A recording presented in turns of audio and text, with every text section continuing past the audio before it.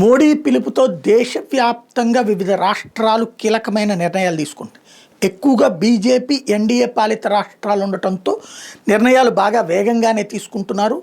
మంత్రుల కాన్వాయ్ల సంఖ్య తగ్గించడం, ముఖ్యమంత్రుల కాన్వాయ్ల సంఖ్య తగ్గించడం. మనది ఆంధ్రప్రదేశ్ కూడా అందులో ఎన్డీఏ భాగస్వామి పక్షమే కాబట్టి చంద్రబాబు గారు తన వాహనాల సగం తగ్గించమన్నారు. లోకేష్ గారు కూడా 2 వాహనాలతో సరిపుచ్చుతానని చెప్తూ ఉన్నారు. పవన్ కళ్యాణ్ గారు కూడా తన వాహనాలకు సంబంధించిన సంఖ్య శ్రేణిని తగ్గించమని సూచించారు. ఇక్కడ గుర్తుపెట్టుకోవాల్సింది ఏంటంటే వీళ్ళ వాహనాలే కాదు, వీళ్ళ కాన్వాయ్ వెనకాల పడొస్తారు నాయకులు. ఆ వాహనాలు అయితే వాడతాయి కదా పెట్రోల్ డీజిల్. అది సరిగ్గా చూసుకుంటారు లేదో చూడాలి. అది నెంబర్ 1.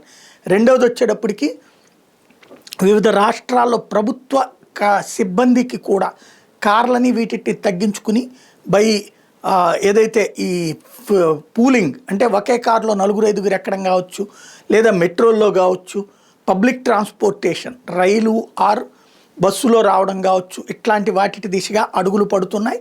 కాకపోతే అంత సులభం కాదు. కానీ దేశంలో ఒక్క 10% మంది అలాంటి పని చేసినా చాలా పెద్ద మార్పు వస్తుంది.